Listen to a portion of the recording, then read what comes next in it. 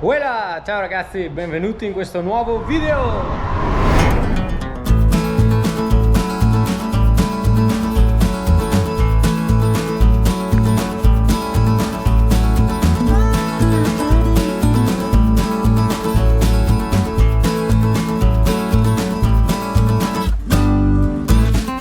Ciao ragazzi, allora ci troviamo all'interno di questo vigneto. Questo in particolare è un vigneto di pino grigio. In pratica il lavoro che dobbiamo svolgere oggi è basato sul togliere tutte queste foglie qua, quindi sfogliare le viti in modo da rendere ben visibile il grappolo. E dato che noi tutta l'uva la raccogliamo a mano, prima passiamo a togliere tutte queste foglie qui, e in modo tale da semplificare poi la vendemmia stessa, perché appunto l'uva diventa molto più visibile e quindi anche si capisce meglio poi dove andare a tagliare i grappoli. Allora, questo è un lavoro abbastanza semplice, adesso vi faccio vedere come si fa. Via!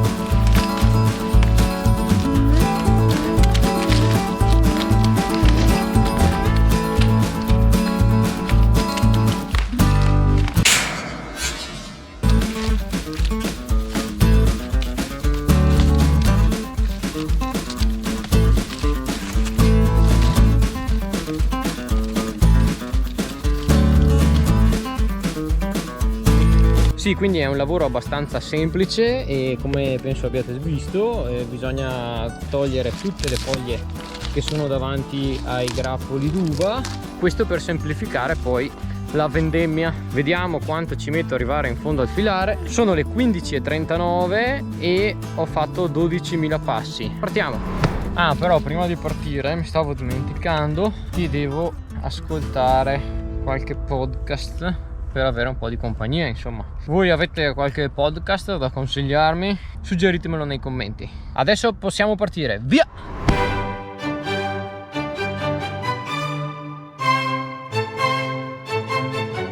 Ok ragazzi, allora sono arrivato in fondo, ho fatto tutto il filare, adesso sono le 16:47, quindi ci ho messo più o meno un'oretta. Ho fatto 17.000 passi, 17.300 passi, quindi 5.000 passi più o meno. Come vedete questi filari sono quelli dove siamo già passati, vedete infatti sono senza foglie, si vedono bene tutti i grappoli e quindi potremmo poi vendemmiarli meglio. E in più, essendo senza foglie davanti, prendono anche più sole e quindi i grappoli maturano meglio. L'unica cosa, speriamo che appunto non venga la grandine, perché altrimenti farebbe danni maggiori.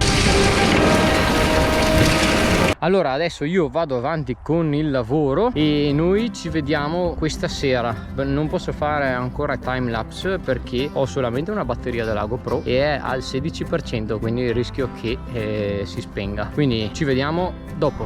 Voilà! Ciao ragazzi, allora abbiamo finito anche per oggi. Adesso sono le 18:46 e ho fatto 26.900 passi, che sono tradotto 22 km. Insomma si fa abbastanza attività fisica.